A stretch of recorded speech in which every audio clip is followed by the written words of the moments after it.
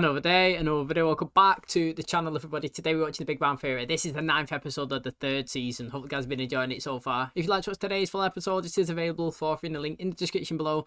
Just click it, put the password in, and enjoy. And I've got to say, I actually really enjoyed last episode. It was funny. You know, all the cast members played their own part in different ways, and you know, it was really enjoyable. Probably one of the best of the season so far. So hopefully we could take that momentum moving into today's episode. Last episode, you know, we had Raj, Leonard, and Howard doing a science experiment. He was out, they was waiting for a comet to obviously fly past the Earth, and basically they was going to record it and get their findings, but they ended up meeting some hippies, eating some cookies, and then basically just being zoned out. You know, they was tripping, they was obviously high, and they totally missed it, but we learned some interesting things. Also, Penny slipped and fell in the bath and dislocated her shoulder, it looked like, and Sheldon had to take her to the hospital, and they had another good bonding episode together, and they both ended it singing Sheldon's cat song. So again, very, very good. It was enjoyable all around, and hopefully today's is just as fun. Thanks for checking out today's episode. Hopefully you guys enjoy it. If you do, please smash a like, really helps out. Subscribe if you're new, and as always, let's jump into today's episode.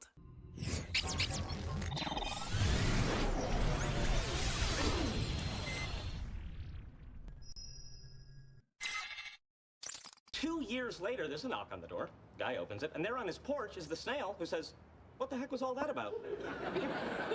I don't really get it. See, because he's slow and he's a snail. Can I ask you a question? Sure. Where do you think this is going? Honest, I was hoping at least second base. Funny. You're like a stand-up comedian. This is our 3rd date, and we both know what that means. We do. You're kidding.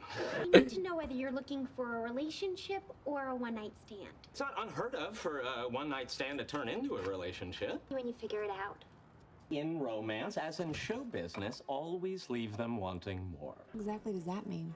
He struck out. I mean, he didn't technically strike out. Do you know what I mean? It was right there on the table in front of him. It was ready to be delivered, and he obviously got to select his choice of the menu, basically. Do you know what I mean? The chef's waited, he's prepared it, but which main do you want? And that's basically it. He's not made his decision yet.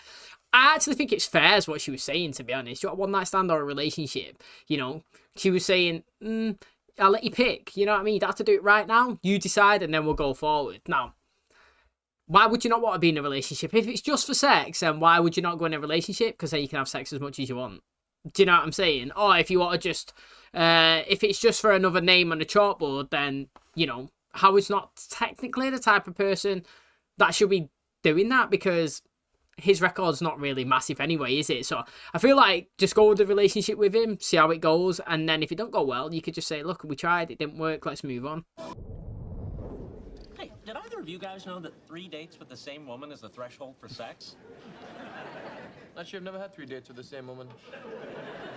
With Penny and me, it took 2 years. I think about it, that was 3 dates. With respect for convention, I will wait for you to finish your current conversation. What are you talking about?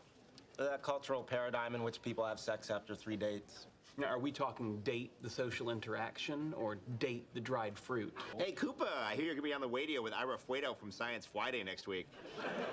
Thank you, Kripke, for depriving me of the opportunity to share my news with my friends. My pleasure. What point did National Public Radio have to start scraping the bottom of the bell for its guests? You had to hear that. Are you really gonna be on NPR? Yes, they're interviewing me by phone from my office regarding the recent so-called discovery of magnetic monopoles and spin ices. I called into Fever 104 FM New Delhi and was the 4th person to say the phrase that pays. Fever 104, aaj ke naye अच्छे संगीत का घर. That means Fever 104, home of the really good current music. I need to make sure that they're simple enough for the less educated in the audience to understand. Howard, look this over and tell me what's unclear to you. Excuse me, I have a master's degree in engineering from the Massachusetts Institute of Technology. It required the completion of 144 units of grad work and an original thesis. Look this over and tell me what's unclear to you. Hi, guys. Hello. Yo, Raj, talk to me. Sorry, just screwing with ya. He looks upset, doesn't he? Hey, Howard, why haven't you called Bernadette? Did she say something? Bernadette is really nice. I just always thought when I finally settle down into a relationship, it would be with someone, you know, more like Megan Fox. Better shot with the three-breasted Martian hooker from Total Recall. You're gonna throw away a great girl like Bernadette because you're holding out for some ridiculous fantasy? Hey, just because you settled doesn't mean I have to. I'm not settle for Leonard. I mean, obviously, he isn't the kind of guy I usually go out with. You know, physically. Again, I'm right here. I'm here, right? You see me. Why is it wrong to want those insides wrapped up in, say, the delicious caramel that is Halle Berry? Yes, you're delicious caramel, too. Biologically speaking, Howard is perfectly justified in seeking out the optimum mate for the propagation of his genetic line. Thing is, yeah, everybody would love to be with a supermodel. Everybody would love to get with Megan Fox in the Transformers. You know what I mean? She was probably like everybody who's probably like my age is like first crush in Transformers. You know, literally everybody we fancied her when we was younger. And the thing is, you can shoot for the sky, no problem, but sometimes you just got to be with reality as well. And at the end of the day, you know, looks, I would say looks can fade, but personalities always stay the same. You know, you could be really overweight at one point in your life, and then you could work on yourself, and you could lose loads of weight, and you could transform into a totally different person. But at the end of the day, your personality would still be the same. So if you was nice then, you'd be nice now. Do you know what I mean? Where if you're an arsehole then, you'd still be an arsehole now. It never changes. So at the end of the day, if somebody's fine looking, really nice, good personality, likes you, attractive, wants to spend time with you, that person should be given a shot. You know what I mean? You can shoot for the moon and it's great, but don't push away something that's right in front of you and a viable option. You know what I mean? Joining us today by phone from his office in Pasadena, California, is Dr. Sheldon Cooper. Now let's talk about magnetic monopoles. Can you explain to our audience just what a monopole is? Consider an ordinary magnet, which has, as even the most uneducated in your audience must know, 2 poles. Dr. Cooper, I think there might be something wrong with our connection. No, I hear you fine. An ordinary magnet has 2 poles. The primary characteristic of a monopole is that it has only 1 pole, hence monopole. Hey, I found the nozzle. I'm going to kill you. To be fair, that was funny, but it's tight on him as well. So nice you could join me this evening. Thanks, Howard. Always nice to be part of your masturbatory fantasies. Shall we get started? But can I ask you a question first? You want to play Cylon and Colonist? In a way, you're playing make-believe with me when you could be out with a real woman tonight. A wonderful girl, and she really likes you. I know, but she's not you. I'm not me. The real me is in Beverly Hills going out with a tall, handsome, rich guy. A wonderful girl in your life, and you're ignoring her in order to spend your nights in the bathtub with a mental image and a washcloth. What are you doing in there? I'm taking a bath! I hope that's all you're doing. We share that tub. Oh, man. It's literally what I just said there. Do you know what I mean? He's got a viable option in front of him. He's ignoring it. You represent the Lollipop Guild.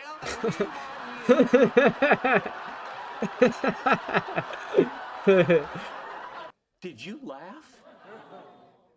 I fell on the floor. All right, he got you. You can get him back. I never admit defeat. Good. However, on an unrelated topic, I'm never getting out of this bed again. Sheldon, what you need to do is figure out a way to exact vengeance on Kripke. How the Joker got back at Batman for putting him in the Arkham Asylum for the criminally insane. I suppose I could poison Kripke. No. It's a simple matter. There are several toxic chemicals that be untraceable in an autopsy. How about we put a whoopee cushion on his office chair? Oh, gee, you're too late. Scarlett Johansson and Wonder Woman were just in here trolling around for neurotic little weasels. Hello, Howard. Wait, Bernadette, I need to talk to you. I can't now. I'm working. This will only take a second. Will you marry me? From one extreme to the other. Comedy that I don't understand. No. Then you're insane. I was going to say, scared her away. I prefer to think of myself as quirky. I haven't even had sex yet. Fair enough. When's your break? Don't you just hate when this happens? It's like it's happened before. Oh no, he took it from one extreme to the other. What's this? Mountain Dew. Ah, refreshing. Now, we're going to combine these chemicals with ordinary dish soap, creating a little exothermic release of oxygen. Brilliant, Sheldon. How are we going to deploy it in Kripke's office? Already taken care of. Observe. Yes, motion sensors? Yes, the reaction will be triggered when Kripke reaches the center of the room. Mwahaha. This is truly the Sheldon Cooper way to get even. President of the university. And the board of directors. Abort! Abort! There is no You abort. can't. Well, how could you not put in an abort? I made a boo-boo, all right? Have a micro-controlled plasma. Imagine that. At least they don't know it was you. Hello, Kripke. Classic craft comes to you from the beloved mind of Sheldon Cooper. And a hat tip to Leonard Hofstadter and Raj Koothrappali for their support and encouragement in this enterprise. Going back to India. What's your plan? Check 2. Now what? You want me to throw him out? No, that's okay. I want to dedicate this number to a great gal who I've done wrong. Bernadette, I am so sorry for trying to propose to you. You found it creepy, but that's just the kind of thing I do. It actually is. Give me one more chance, sweet Bernadette. I'll get the hang of this thing they call romance, sweet Bernadette. Sincerely yours, Howard Wolowitz. The most romantic thing anyone's ever done for me. Yeah, thank you, Cheesecake Factory. Actually wasn't even that bad, you know. I love the confidence though, you know, to get up and do something like that in full of a restaurant full of people, even him going down on one knee and proposing even though it was way too soon. It made me laugh there where he's saying like I apologise for proposing, but it's just kind of the kind of thing that I do. It literally is just the kind of thing that he does. He's so random as well, but he actually is so funny. I maintain my my stance so far up until the third season that Howard is the funniest character. Now, Leonard is the most Sheldon is the most intriguing. I feel like he gives the best delivery in terms of his personality / his lines really hard, and also his facial expressions that he has to do, the way he has to say long sentences as well. Sometimes he has to go and literally fire out loads of things, and he also makes himself look like annoyed and I don't know, frustrated quite often. So like in that aspect he's really good, but in terms of like the comical side and the things that I find humorous, it always kind of revolves around Howard. I think he's a really good character, and I would absolutely love this Bernadette to be in it much more, because look how funny Howard was today. You know what I mean? Like, he wasn't even with Raj as well, which made it even better, to be honest, because usually they joined at the hip, and it's nice to have him singled out and just an episode on his own.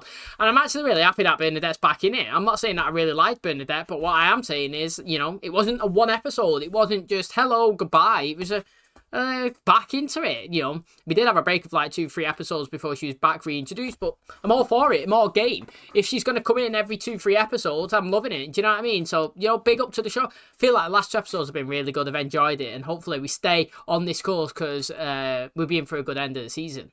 Okay, that's going to wrap up today's episode. Thanks so much for checking out the channel today. Hopefully you guys enjoyed it. Another good comical episode. It did have lots of humour in it, and, you know, I really did enjoy that song at the end, to be honest. Every time somebody sings or does a jingle in TV shows, I really do enjoy them. I also love it when you have this one random episode where, like, you do musical. Like, people might not like that, but singing songs is my kind of vibe. And I mean, I won't want it every episode, but like if we're gonna drop in little jingles here and there, I've been loving it, really good. And I would like to see obviously how we progress forward with this Bernadette and see how he actually changes. I was saying in the episode, do you know what, like it's interesting because yeah, okay, everybody can shoot for the moon, do you know what I mean? We can all want these supermodel way out of our league 10 out of 10 partners, but at the end of the day, what's the reality? You know, if you've got somebody here who's obviously good looking, funny, you know what I mean, maybe they got a great personality, just like you for your weirdness of who you are yourself, do you know what I mean, then that's the person that you should go for, because personalities stay the same, looks can always change. So if you think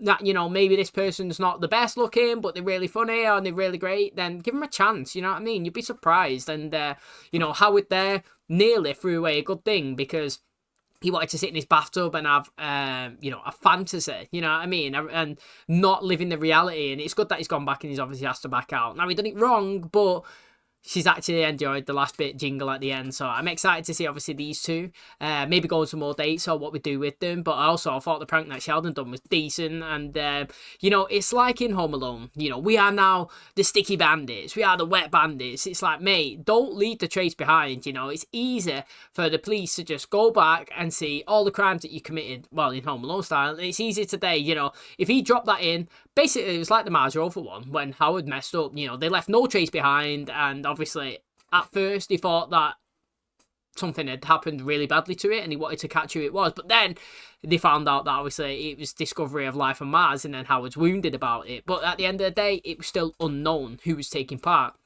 Sheldon just dropped it in. It was me, Sheldon Cooper, with help from Howard, with help from Raj, with help from Leonard. Do you know what I mean? Like, he's not bothered. He's just name dropping everybody, getting everybody into trouble. But I thought it was a good prank. And to be honest, is he called Kripke? I don't even know because he can't even say his words right. He is pretty annoying, but he also is kind of funny as well because he always gets Sheldon going, and that's what's interesting as well. They're like little nemesis out there. We've not seen Leslie this season, which is quite upsetting, to be honest. I actually really enjoyed her. Maybe it's because her and Howard didn't work out, but I thought she was good in the show, and hopefully we see a bit more. But thanks for checking out today's episode. Hopefully you guys enjoyed it. If you did, please smash the like, really helps out. Subscribe if you're new, and as always, I'll catch you in the next one. Cheers, guys.